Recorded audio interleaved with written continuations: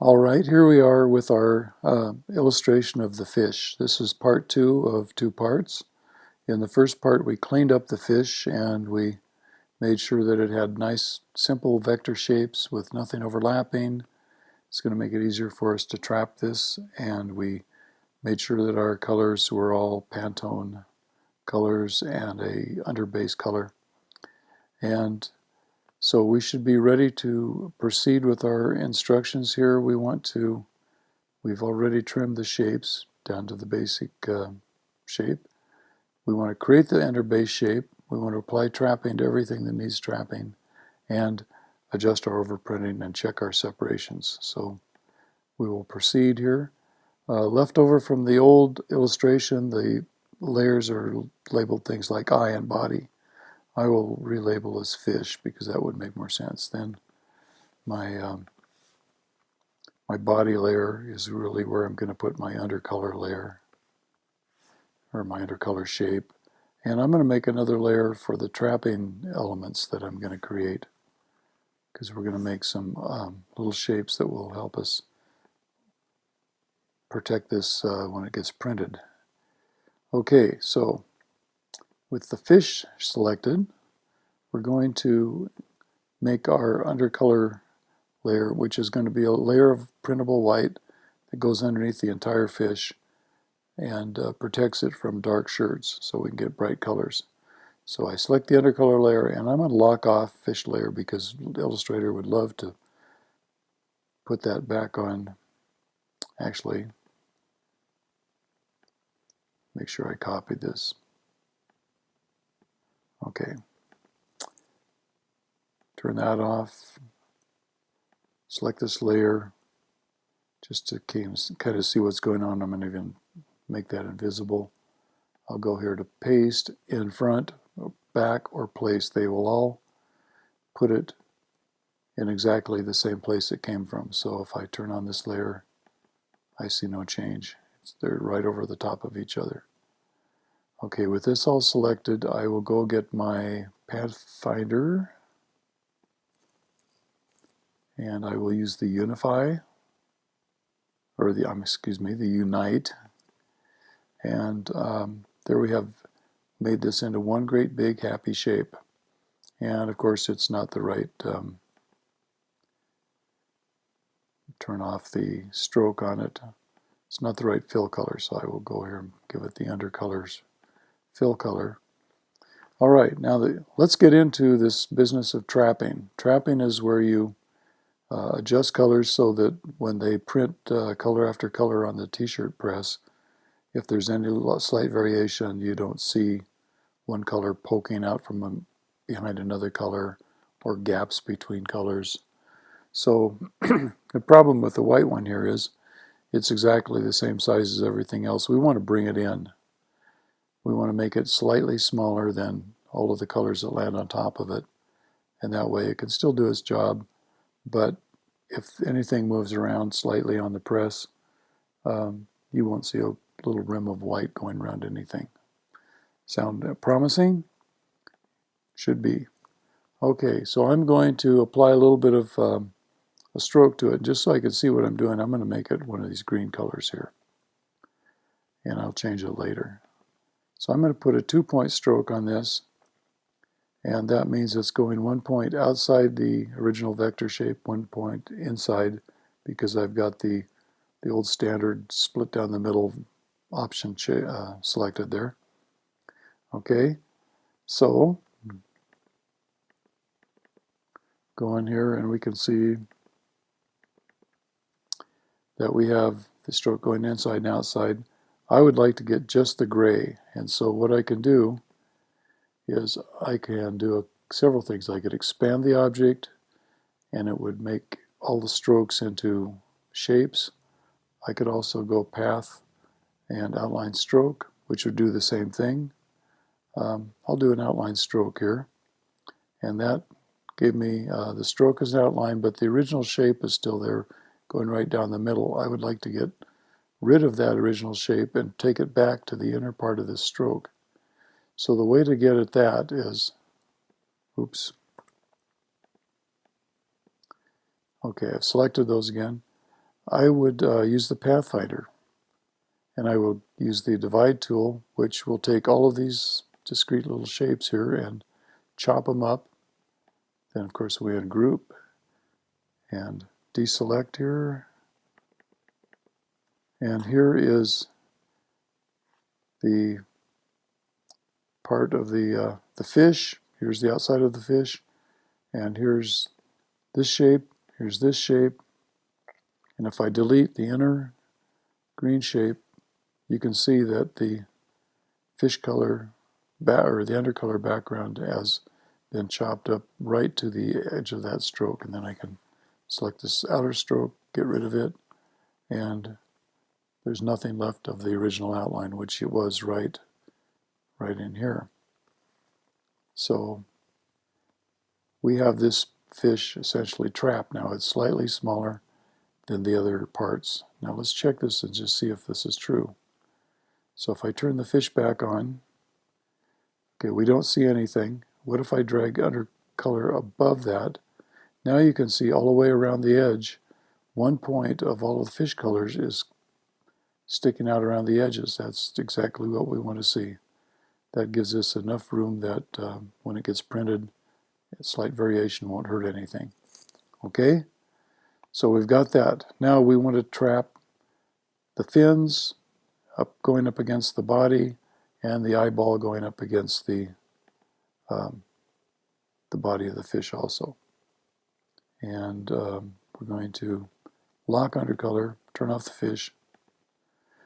And right now, before I get too carried away, I can see that the eyeball has a stroke on it, and I don't want a stroke, so I'm going to make sure I turn that off. And these guys don't have strokes, so that's good. Now, the really simple way that you're going to see in a lot of t-shirt tutorials is they say just put a one-point stroke on this fin if you want the fin to go underneath the aqua a little bit, or they might say make the aqua bigger and make it go under the fin. I think it's a toss-up question as far as the effect here. So you could just put a one-point stroke on this. So you could say here, I'm going to put a dark green stroke on it so I can kind of see what I'm doing. So we could use this part of the green stroke as the little extra bit of color that goes underneath this. This, of course, would be this pink color. But just so I can see it, I'll put it as green. The only problem with that is that if I have a shape that's kind of complex and delicate, adding a stroke to it of one point might change the appearance of it slightly. On big,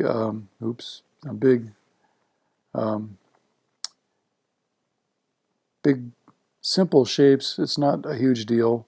If you have a 11-inch wide fish on your t-shirt and its fin is 1 point wider than it should be, no one's going to notice. But in the world of delivering professional printing for designers, you may find that some designers are very careful about the appearance of their artwork, and they may not take kindly to you fattening up their 1 point or their delicate details with one more point of width on them. And so we're going to do this very carefully, and we're going to only put a trapping overlap extra width here on the parts where they actually touch. So these places where the fins actually run into the aqua of the fish body is what I'm going to work on. Okay, so we have the stroke on there, and oh, by the way, I was getting ahead of myself there. I think I'm going to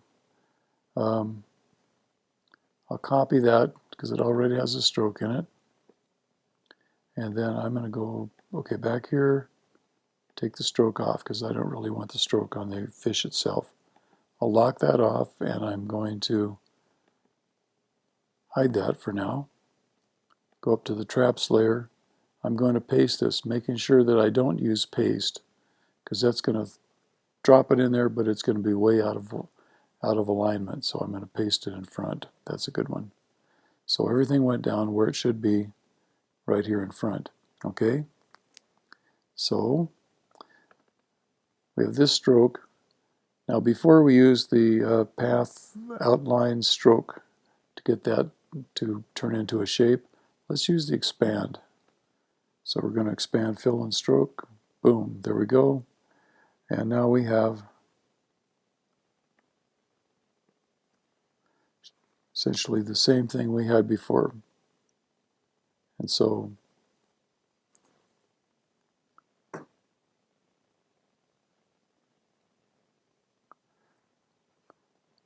this is a little deceptive because I've got the undercolor trapped here. Let's turn the fish back on. Okay, now you can see here's the body of the fish. Here's the 1 point overlap when I turn this green stroke back into a pink. Okay, so what I want to do is kind of the same thing we did before. We want to go to the Pathfinder, which should be floating around here somewhere. Or maybe it got turned off. Nope, it's here somewhere.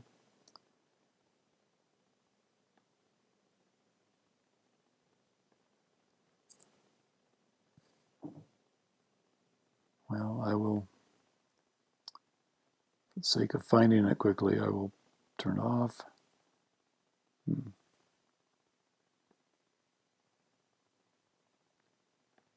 on, get back on here. There we are. Oh, okay, right in front of me. Okay, so with this fin, I think I want to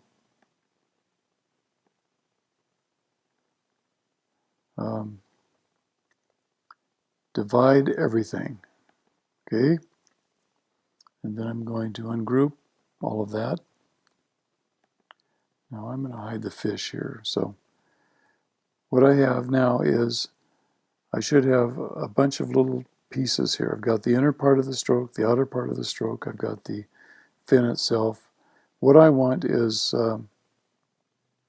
just the inner part of the stroke. I can take the outer part of the stroke as well if I'd like, or I could select that. But let's take a look at our situation here. I haven't really done the same thing to these smaller shapes, so I'm going to do the same thing here. Divide and ungroup. I think I'll ungroup one. Nope. Okay, I don't need to ungroup one more time. So here's my orange. I'm watching the fill color show up here, so I know that that is the orange part. There's another orange fill. I can get rid of that. There's another orange fill. I can get rid of that. I could be very thorough, and I could get rid of the inner and the outer. Get rid of the inner green and leave the outer one, which is the part I'm going to use. I don't think I'm even going to bother with that. I'm going to just leave that in place because it'll go right over the old color anyway. Okay, so Pathfinder is a good tool to figure out how to get only this part of this shape. How can I do that? Well, I could draw myself a shape here. So I come up pretty close to the edge there, and I see that my fill is on here, so I'm going to turn fill off. Okay, so I'm just going to kind of block out a shape around this, get into position here and cut through there, and then fill that out. Okay, so if I was to do a minus front on this, it would take care of all of this this fin here. So back to the, oh wait, I pulled the Pathfinder out. Okay, minus front, boom. So there we have that. That's the part we need. Okay, now I better turn on the fish again so I can see what I'm doing here. So fish is locked. I can go and do the same thing. I want to cut off this part here.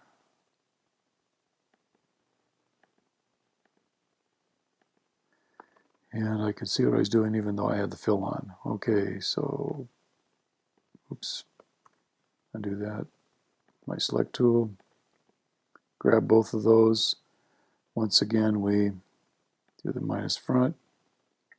So now we have just the trapping shape there. And the same thing with our tongue on the fish. So we want to go in here and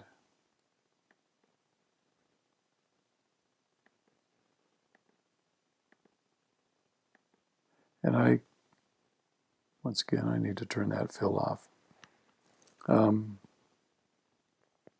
Doesn't have to be just extremely precise down here on the end, as long as we provide a pretty good chunk of fill there. I'm going to move this back a little tighter, but we're getting most of the good stuff out of this procedure, even if it isn't super tight there. Okay, once again, what do? We use minus front, takes off that, and there we have all of these pieces. What we do with these is, that's a shape, and we want it to actually be filled with not green, right? We want it to be filled with our, let's see if we have the swatches hidden here somewhere. We do. Okay, so we want to fill that with the fin color. We want that, okay, this little shape here goes to the fin color. This shape goes to the fin color. And by the way, with those all selected, here's the very important trick for getting one color to print over the top of another one. Is in your attributes section, you've got overprint controls for the fill. So I'm going to make the overprint fill happen here. So that means that if this stuff in the traps layer is, you can barely see it now, but there's my trapping shapes. They will print right over the fish body, or actually they'll end up printing under the fish body. When the printer does their printing, they'll make sure the fish body is printed after they print the fin, and the color of the fin will go underneath. So we have that part of the trapping done. We haven't done the eyeball yet. Shall we try that?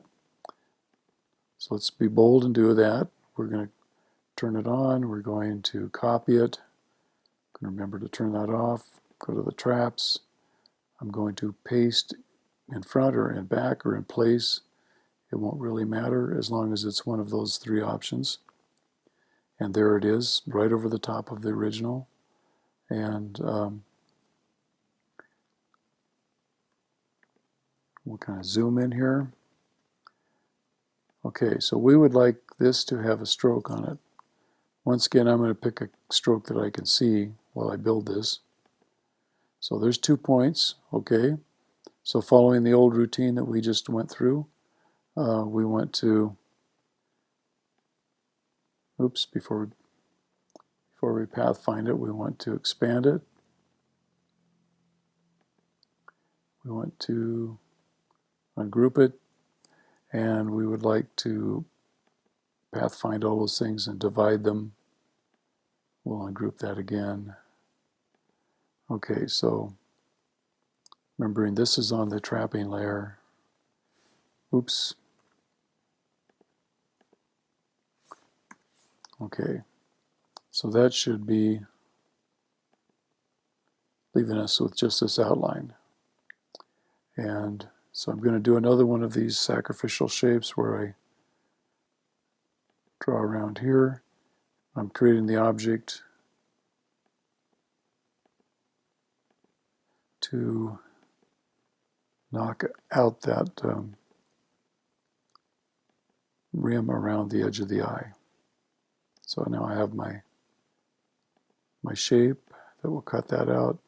goes over the shape of the outline of the eye, and then we do the minus front, and we're left with this little shape down here, which we then switch back to, of course, the eyeball color, and on this one we set it to overprint fill also. And now we have our traps built. And if I turn off the fish, you can see there we have all of these parts. And that is that's a trapped fish. We have the undercolor, the fish, the trapping parts, and if we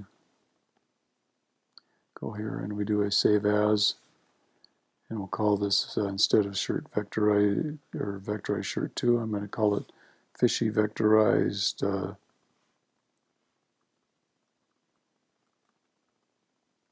separations. Okay.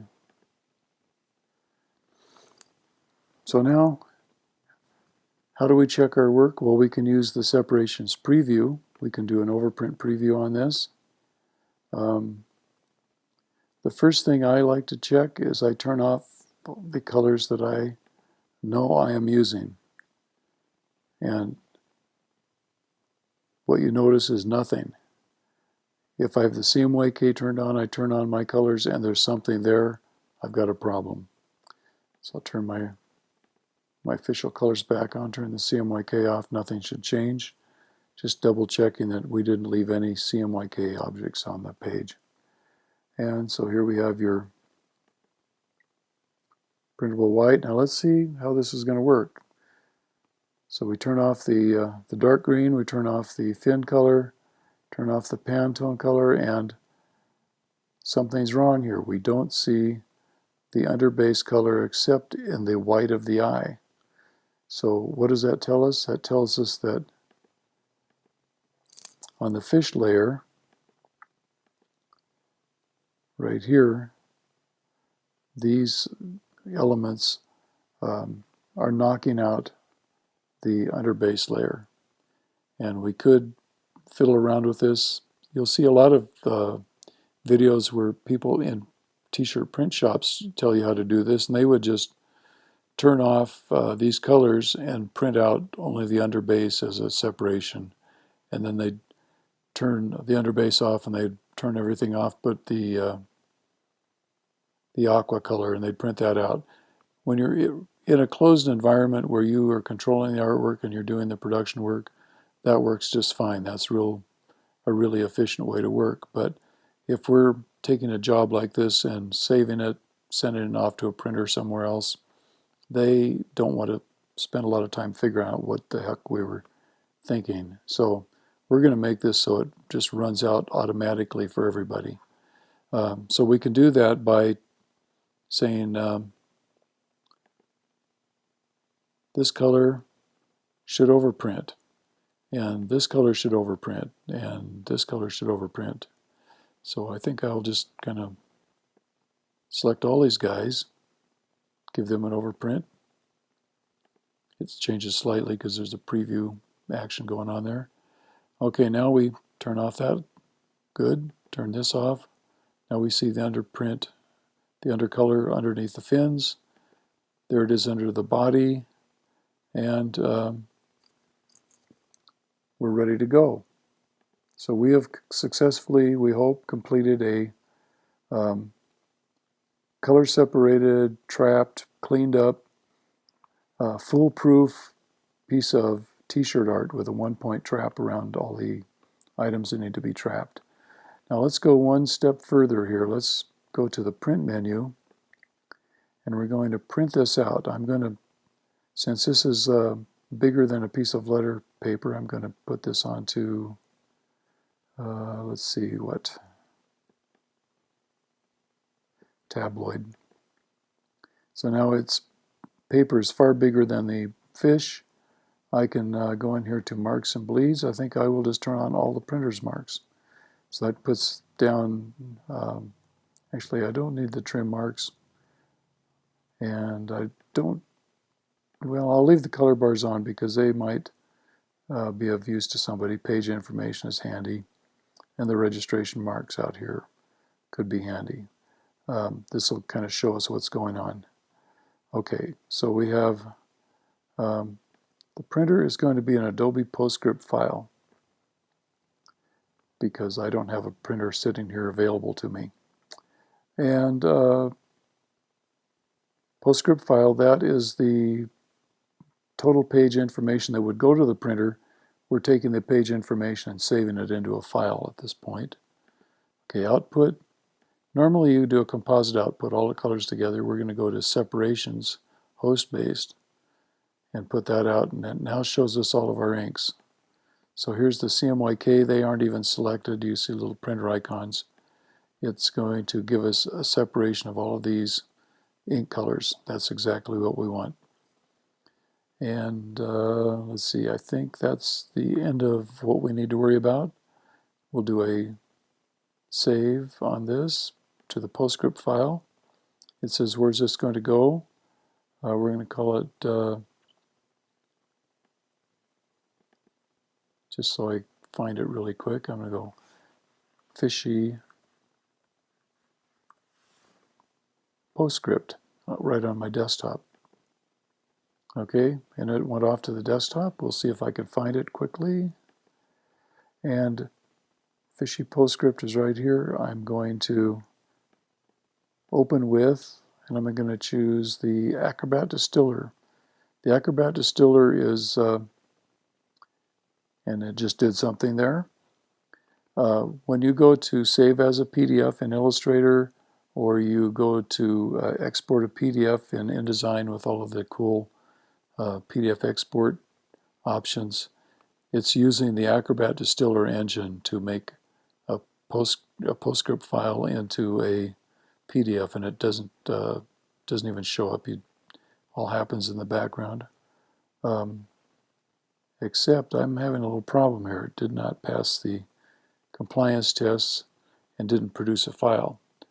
And why is that? Because this was set to default to the PDFX 1A standards, which is pretty picky. So we'll go to high quality print and see if this works. So now we'll take this, drag it onto the distiller, and see if that produces a print. And it says destination is the desktop, PostScript, PDF, and looks like it was okay. So let's see if it did turn in a PDF here. So the PostScript PDF, open that up in Acrobat, and here's our fish, and there's the eyeball separation, there's the fin separation, there's the body separation, and there's the undercolor separation. That is our printed separations, and if we were at a print shop, we would probably use maybe an inkjet printer or a laser printer that had really powerful toner. We'd print this onto a translucent stock, and they'd use that as a positive separation film to burn their silkscreen stencil with. So the print shop would use these for printing layers, the color separations, to make their shirt. And they would line up the print job by using these registration marks, which appear in the same place on every piece. So there we have it, the long, arduous story of preparing this for printing. And someone's got to do it. Might as well be us, right?